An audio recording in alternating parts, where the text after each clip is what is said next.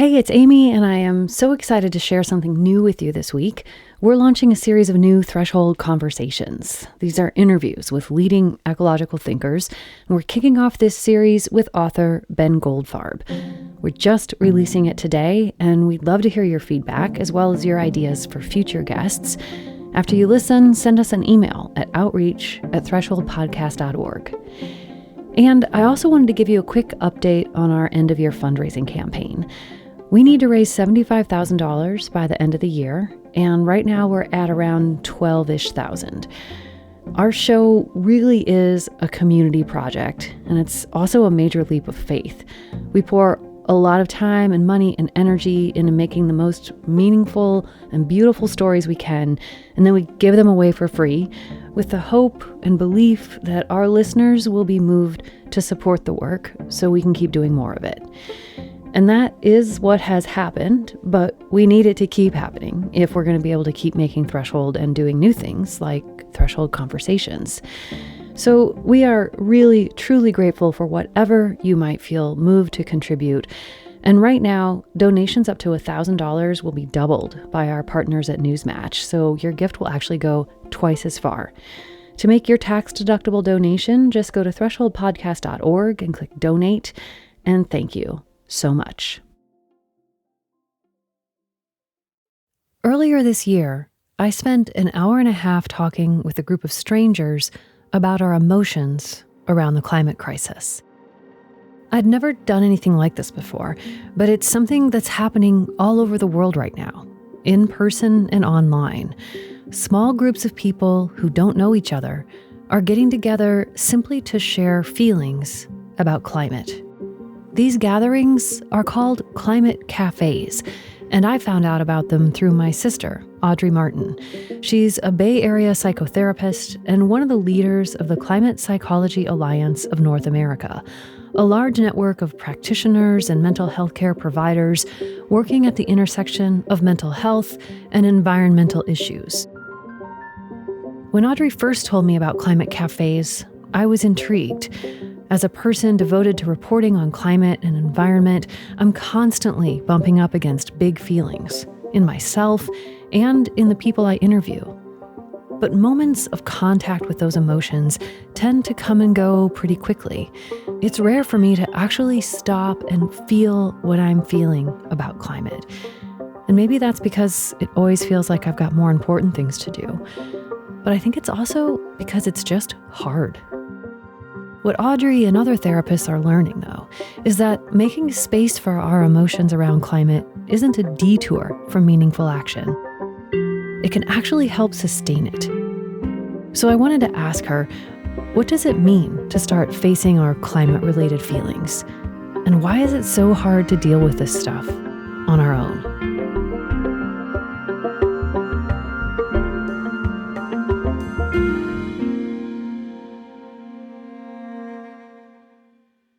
I guess as a way to kind of open up the conversation, I want to just ask you about the work of not feeling our feelings about climate. What is that all about? Why are we working to not feel our feelings? These are very difficult feelings to turn towards. I think a lot of times we don't even know what the feelings are. It's turning towards something that feels so complicated, so massive, and also so unknown to us. I think the first thing that anyone encounters when they engage with their own emotions or reflections regarding climate is very intense fear. And it's pretty hardwired in our species when we feel afraid to fight or fly away. And it's very hard to know how to fight climate change. I mean, there's actually important ideas and energy in that. But the more kind of intuitive response for most people is, let's get out of here. That's too scary. Let's go away from all that. And we're all on this planet, so we can't go somewhere else, but we do often create other places to go in our mind or in our contact with others or in how we spend our time. Of course, every time we choose not to engage with it, somewhere in our own personal psychologies, there's an awareness of that. And there's an effort also in not dealing with the reality of the climate crisis and all of its intersecting components that are part of the crisis. Can you talk about your own experience of that? How you first took that in or didn't take it in, and just your own experience with that dynamic of letting things in and pushing them out?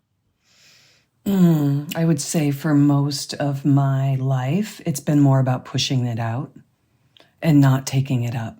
Cognitively being aware that the climate crisis was grave and that there was a lot I didn't understand, and not being in an emotional position to really even dive into the science of it. It was just a lot of fear.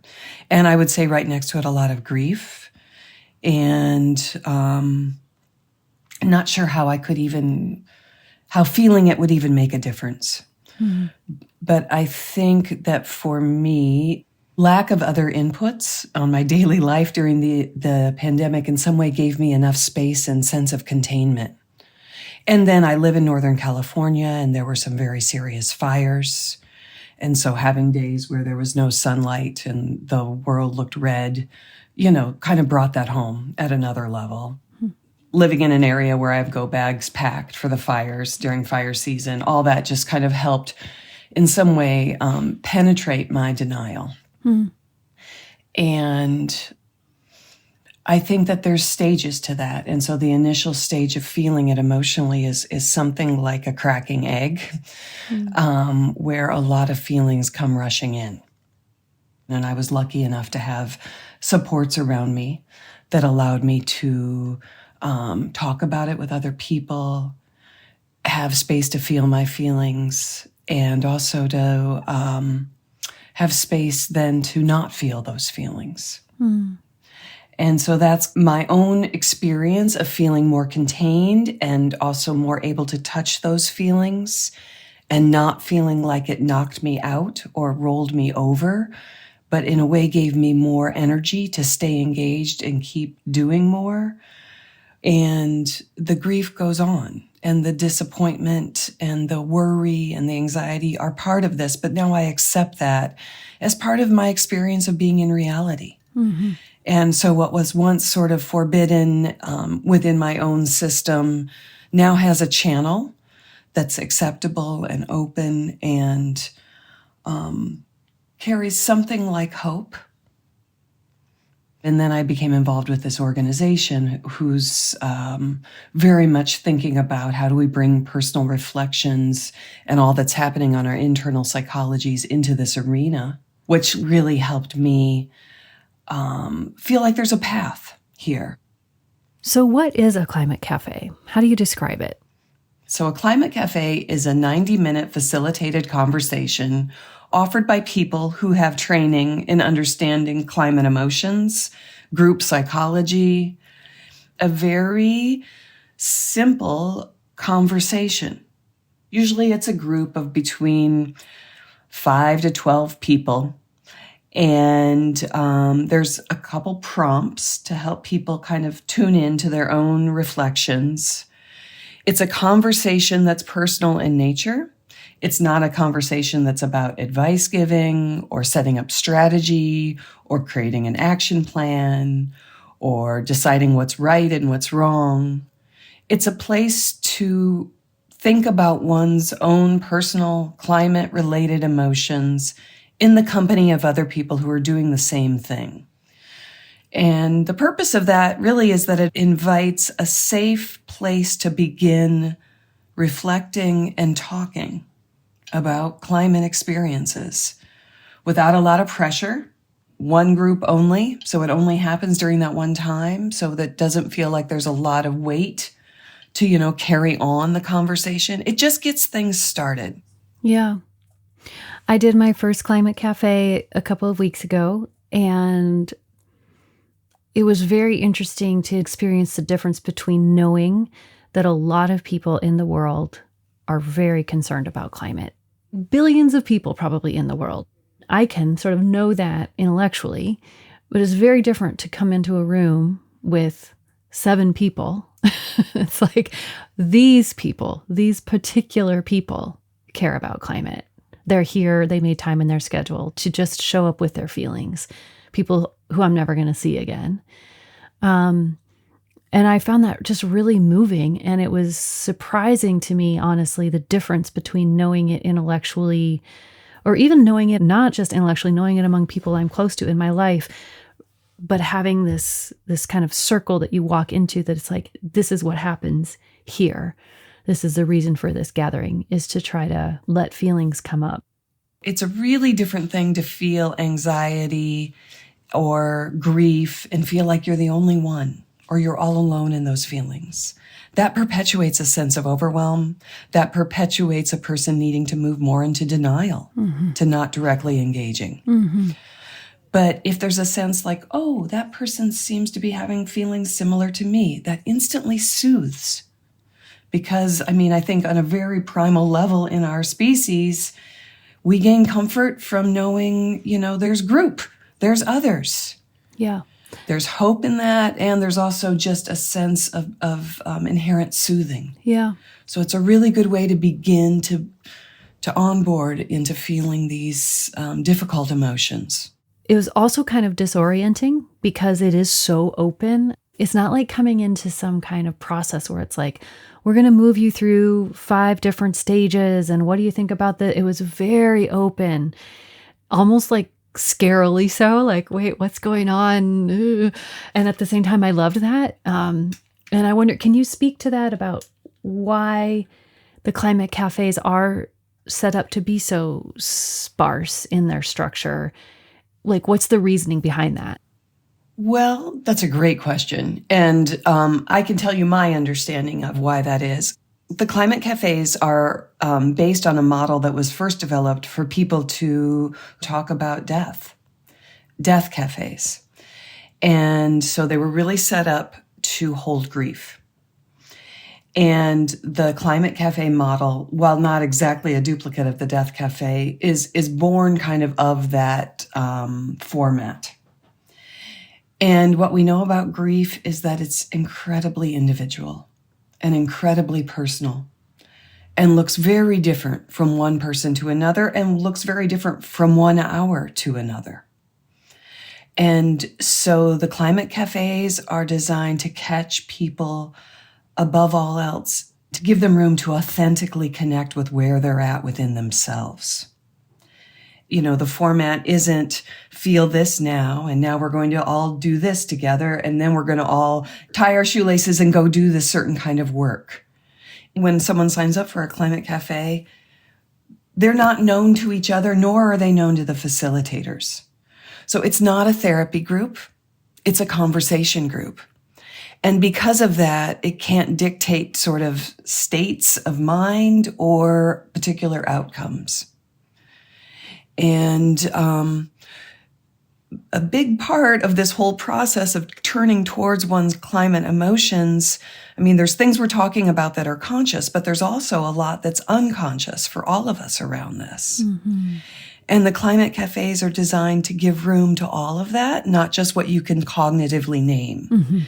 One thing that's super key in anything connected to climate emotions is to not think that everyone has to be feeling the same thing at the same time. This is a complex environment and a diverse environment from a cellular level on up.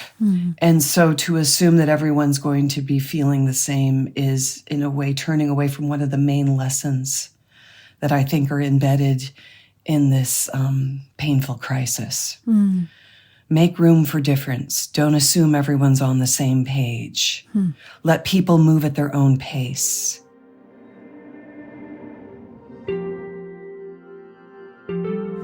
We'll have more of my conversation with Audrey Martin, also known as my sister, right after this.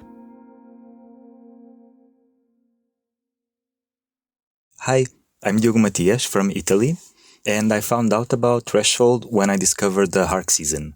And from episode 1, it was clear that it was something special. I was always looking forward to hear the stories of the researchers working on bioacoustics.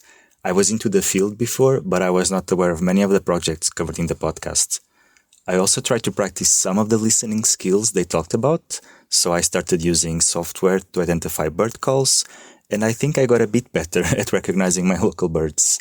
It became a bit of a habit to stop and get my phone out whenever I hear a call that sounds new, but it's often a bird I already know. My favorite season is Hark, especially episode 14, Disquieting, because it played all the frog recordings that had been requested a few episodes back. It felt like I was part of a group effort or a community, and that's why I love the show. Go to thresholdpodcast.org and click Donate Now, and your contribution will be doubled.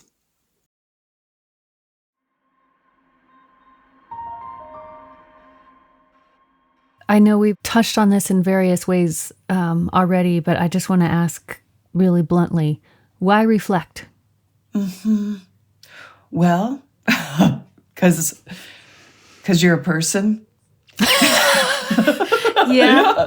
But most of us go through our lives with a whole lot of time barely reflecting or not reflecting at all. So what's your case for it? Make the case for reflection. Great question. Well, whether or not you're reflective, you're having experiences. That's happening.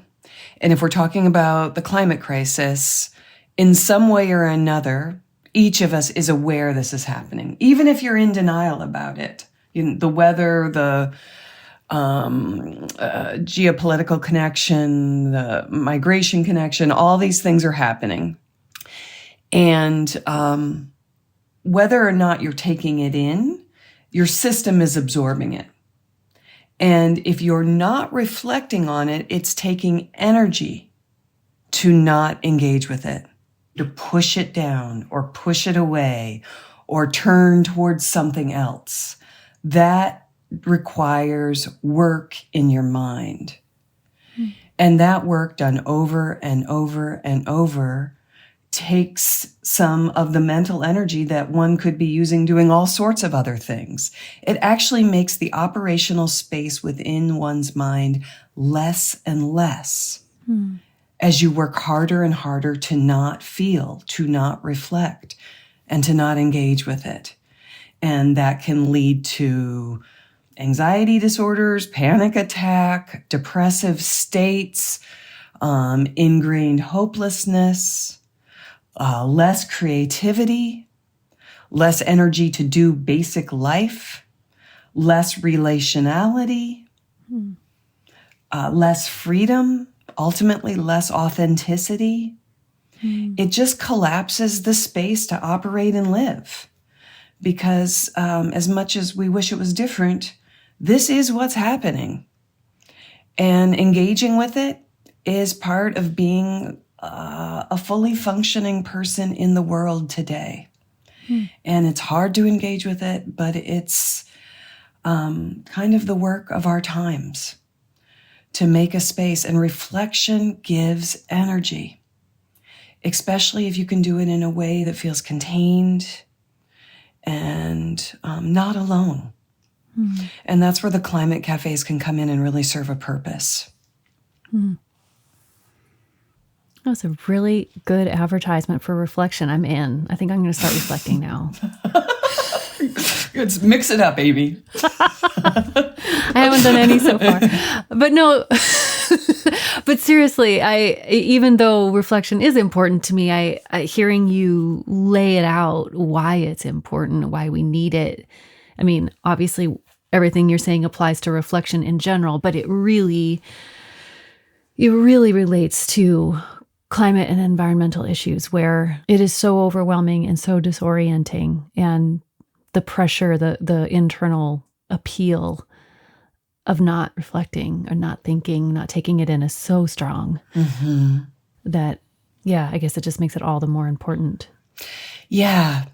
It's a little bit of a secret that turning towards those things that are so scary, that are so unknown, creates relief. As is often true for things that are dreaded. There's a sense of, okay, I faced something, or I did a little something there, even if that's not fully in the conscious realm. The system feels it. Well, I think you have facilitated a bunch of these at this point, right? Yeah, many. Have you had experiences where you've seen different groups kind of turn it into very different types of things, or do they all kind of have a sort of a similar pattern? They all have a similar format, but every single cafe is different and unique because it's very much a co-created experience. And so who attends that day is how the cafe will be and how people feel at that particular time of the cafe. It would be, I would say, unusual for everyone in the group to be feeling the same thing at the same time. Mm-hmm. You know, the groups have different spots. I don't think I've ever been in a climate cafe where like every single person is crying. Mm-hmm. Sometimes people might cry in a cafe and another person might cry in hearing it or things like that. But it's not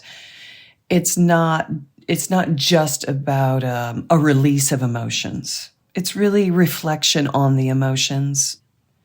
And so someone might go to a climate cafe and manage to say a few things, and that was great work. Mm-hmm. Like just to show up is a huge deal. Mm. I just see that as a great act of personal courage that can start a whole different channel of personal engagement. And I do see that very linked to one being able to do sustainable action. Mm. It could feel to some people at different moments that like, oh, it's just a waste of my time. It's navel gazing. It's not doing something. But I'm really understanding from what you're saying that it is connected to action, even if it isn't a direct cause and effect. I love when you said reflection gives energy.